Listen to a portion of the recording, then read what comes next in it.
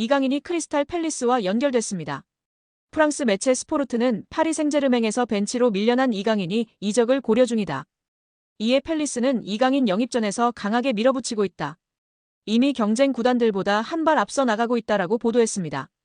어쩔 수 없이 팀을 떠나야만 한다. 당장 다가오는 2026 피파 북중미 월드컵을 위해서라도 출전 시간을 확보해야 하는데요. 다행히도 PSG는 이강인에게 미련이 없는 것 같습니다. 레퀴프는 이강인과 곤살로 하무스는 다음 시즌 팀 구상에서 제외된 것으로 보인다. 두 선수 모두 여름 이적 시장에서 새로운 구단을 찾을 수 있도록 허가를 받았다라고 전했습니다. 현재까지 가장 유력한 행선지는 이탈리아의 나폴리였습니다. 풋볼 이탈리아는 나폴리는 이강인의 상황을 주시하고 있다. 이는 흡이차 크바라츠헬리아가 PSG로 이적하면서 생긴 공백을 이강인으로 메우겠다는 의미다라고 설명했습니다. 칼치오 나폴리24는 이강인의 연봉은 걸림돌이 될 수 있다. 그는 연봉 700만 유로 약 108억 원을 받고 있다. 하지만 나폴리는 일정 수준 이상의 연봉 지출도 검토 중이다. 이강인은 매우 기술적이고 유연한 공격 자원이다. 나폴리의 스타일과도 잘 어울린다는 평가를 받고 있다라고 이야기했습니다. 그런데 여기에 팰리스까지 가세한 상황인데요. 스포르트는 팰리스는 PSG의 이강인에게 큰 투자를 할 준비가 되어 있다. 그는 여러 포지션을 소화할 수 있다. 이에 코칭 스태프의 관심을 끌고 있다. PSG가 요구하는 3천만 유로 약 468억 원을 지불할 의향이 있다라고 밝혔습니다. 영입에 매우 진지한데요. 매체는 이강인 영입 경쟁은 치열하다. 아스널, 맨체스터 유나이티드, 나폴리, 아틀레티코 마드리드 역시 이강인에게 관심을 보이고 있다. 하지만 팰리스는 출전 시간과 중요한 역할을 약속함으로써 경쟁 구단들과 차별화를 시도하고 있다라고 주장했습니다. 올리버 글라스너 감독과도 잘 맞을 것이라는 주장입니다. 런던 월드는 이강인은 단순한 공격 자원이 아니다. 윙어, 중앙 미드필더, 심지어 풀백 자리까지 소화할 수 있다. 이러한 전술적 유연함은 글라스너 감독의 전술 플랜의 안성맞춤이다. 그의 멀티성은 팰리스에 있어 큰 자산이 될 수 있다라고 내다봤습니다. 여기에 축구 통계 매체 후스코어드닷컴은 공식 SNS를 통해 이번 시즌 유럽 5대 리그에서 90분당 가장 많은 찬스를 만들어낸 선수들을 발표하며 이강인의 성과를 주목받게 만들었습니다. 유럽 5대 리그는 프리미어리그, 라리가, 분데스리가, 세리에 A, 그리고 리그앙을 포함하는데요. 이 5개 리그 전체 선수들 중에서 90분당 기회 창출이 가장 많았던 선수는 바이에른 뮌헨의 마이클 올리세로 90분당 1.23회로 1위를 차지했습니다. 그 뒤를 이어 아스널의 부카요 사카가 1.09회로 2위, 맨체스터 시티 이적이 확정된 라얀 셰르키가 0.97회로 3위를 기록했으며 바르셀로나의 초신성 라민 야말이 0.88회로 4위에 올랐습니다. 이어 5위는 파리 생제르맹에서 뛰고 있는 이강인이 차지했습니다. 이강인은 90분당 0.86회의 기회 창출을 기록하며 그의 정확한 킥과 남다른 시야가 동료들에게 많은 기회를 만들어주는 역할을 했습니다. 열거된 선수들이 현재 세계 축구계에서 촉망받는 유망주이거나 세계 최고 중 한 명으로 꼽히는 선수들인데요. 이강인 선수의 잠재력, 천재성을 다시금 확인할 수 있는 상황입니다. 공격형 미드필더나 우측 윙어로 나서 찔러주는 킬패스가 일품인 이강인은 지난 10일 열린 2026 국제축구연맹 북중미 월드컵 아시아 지역 3차 예선 B조 10차전 쿠웨이트전에서 그의 장점을 여실히 보여주었습니다. 이날 이강인은 직접 골을 터뜨렸을 뿐 아니라 기회 창출도 무려 7번을 기록하면서 공격 활로를 뚫어섰습니다. 여기에 정말 미쳐버린 이강인 선수인데요. 파리 생제르맹에서 맹활약 중인 이강인 선수를 객관적으로 평가한 지표가 축구 커뮤니티에서 화제가 되고 있습니다. 파리 생제르맹에서 뛰었던 선수들 중 한 경기에서 키패스 7회 이상 기록한 선수는 총 4명입니다. 모두가 알만한 월클인 선수들밖에 없습니다. 네이마르, 디마리아, 메시, 사라비아 선수인데요. 이 중 네이마르는 3회나 기록할 정도로 파리 생제르맹에서 키패스를 뿌리는 역할을 담당했었습니다. 그리고 이제 이강인 선수가 추가되었습니다. 심지어 이번 시즌만 2번째입니다. 지난 2024년 시즌에서 키패스 7개를 기록했고 올 시즌 생테티엔전에서 키패스 7개를 기록하며 네이마르 선수에 이어 2번째로 많은 한 경기 키패스 7회 기록 선수가 되었습니다. 이강인이 전 세계 2001년생 선수 중 프로 경험이 가장 많은 선수 중 한 명인 것으로 나타났습니다.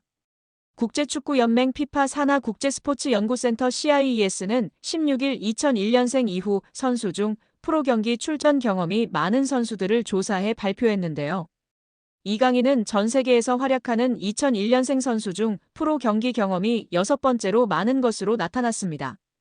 이강인은 16.8세의 나이로 자신의 프로 데뷔전을 치렀고 그동안 286경기에 출전했습니다.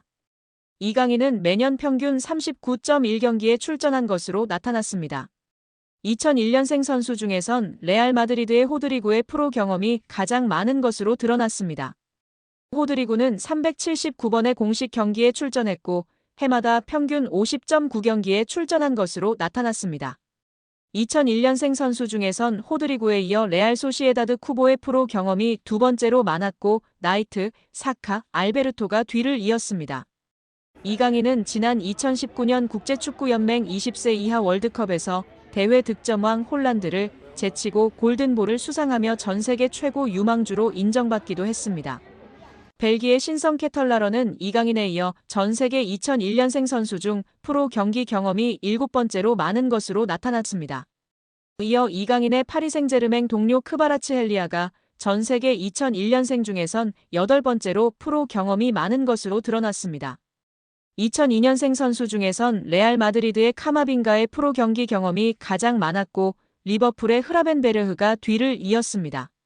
2003년생 중에선 레알 마드리드의 벨링엄과 바이에른 뮌헨의 무시알라가 프로 경기 경험에서 나란히 1위와 2위를 기록했습니다. 이탈리아 신문 가제타 델로 스포르트는 이강인 특집 기사를 보도했다.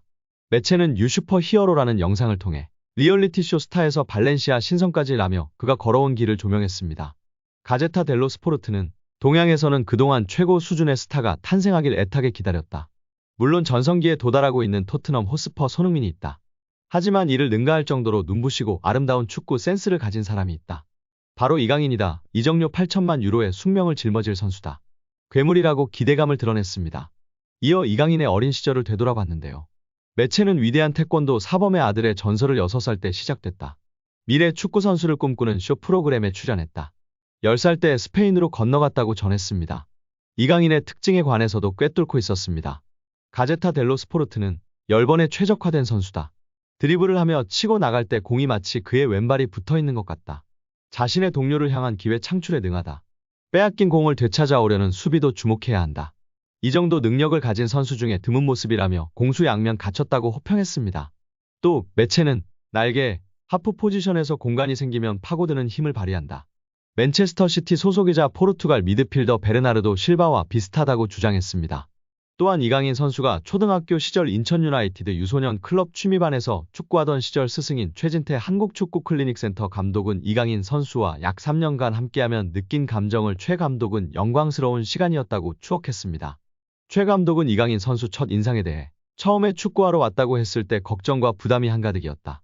다른 선수들과 이미 몇 수 이상 실력차가 존재했다며 내가 가르칠 만한 선수가 아니었고 강인이 선수 생활을 망칠까봐 걱정도 됐다고 고백했습니다. 이강인 선수 부모님이 최 감독의 흔들리는 마음을 잡았습니다. 최 감독은 이강인 선수의 어머님이 강인이 맡기려고 찾아온 거다. 다른 데 다 비교해도 선생님만큼 유소년 전문가 못 봤다. 전적으로 맡아달라고 했다고 회상했습니다. 이어 강인이 정도 실력의 선수를 지도하며 유소년 지도자 생활을 하는 내 철학도 많이 바뀌었다고 덧붙였습니다. 최 감독은 이강인 선수의 천부적 재능을 인정하면서도 어린 시절 했던 공놀이가 지금의 이강인을 만들었다고 해도 과언이 아니라고 주장했습니다. 이강인의 재능은 당시 함께 지도했던 브라질 출신의 주닝요 코치도 매료되게 만들었습니다. 이강인 선수와 출전했던 대회 경기를 회상하며 최 감독은 이강인은 천부적 DNA가 있다는 것을 부정할 수는 없다.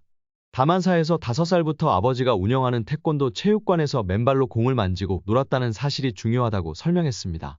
이어 어느 날 경기 중에 강인이가 라보나 킥을 구사하는데 눈으로 보고도 믿기지 않았다라며 나중에 물어보니 강인이가 유튜브 동영상 보고 따라했다고 해서 웃었다고 회상했습니다.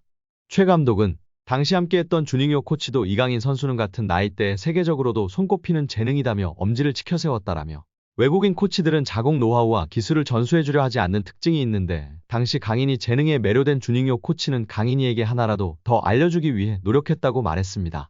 이강인 선수와 출전했던 대회를 회상하며 강인이는 타팀에서 2명 이상이 전담마크를 해도 쉽게 제치고 마음만 먹으면 골을 넣을 수 있는 기술이 있었다라면서도 골 넣는 재미만 아는 아이들은 실력이 거기서 정체되거나 금방 흥미를 잃는다고 말했습니다. 이어 강인이에게 강인아 너 혼자 해도 되는데 친구들도 있다는 것을 기억하자. 함께 나누는 축구를 하면 11명이 한 팀이 돼서 더 즐거운 축구할 수 있다. 강인이 혼자 몇 골 넣을 수 있다는 것을 아는데 친구들도 골 넣는 기분을 공유하면 좋지 않겠니라고 설득했다고 기억을 떠올렸습니다. 또 같은 목적으로 팀의 주축이었던 강인이에게 수비수 역할을 부여했고 심지어 프리킥 외에 슛 금지 같은 지시도 했다라며 당시 성적을 중시했다면 이런 지시는 있을 수 없었다고 말했습니다. 당시 이강인 선수는 인천 유나이티드 유소년 클럽에서 이미 같은 나이 선수들과 경쟁이 되지 않는 실력이었고 최 감독은 이강인 선수 발전을 위해 월반을 요청했습니다. 최 감독은 당시 강인이 실력은 한두 살 위에 형들과 붙어도 전혀 밀리지 않아서 월반을 추천했는데 우리나라 체육계 시스템으로는 받아들이기 힘들었을 것이라며 스페인에서도 충분히 통할 실력이었지만 그렇게 급하게 떠났어야 했던 이유도 있다고 안타까워했습니다. 당시 최 감독은 인천 유나이티드 유소년 클럽 취미반을 담당하고 있었습니다. 취미반은 초등학교 3학년까지 운영하며 4학년에 진학하면 자연스레 육성반으로 옮깁니다. 최 감독은 우리나라는 육성반부터 성적의 압박에 시달린다고 전했습니다. 헌데 월반에서도 이강인 선수 활약이 두드러지자 팀 내부에서 마찰이 있었고 이는 최 감독에게 아직도 큰 상처로 남아 있습니다. 최 감독은 강인이의 월반을 두고 다른 학부모와 구단 내부에서 갈등이 있었다. 이는 강인이 부모님에게도 큰 상처였을 것이다. 이때 유학을 생각했던 것 같다라며 당시 논란이 없었어도 강인이는 유학길에 올랐어야 했고 오를 수 있었다. 다만 마음 편하게 보내지 못한 것 같아 미안하다고 후회했습니다.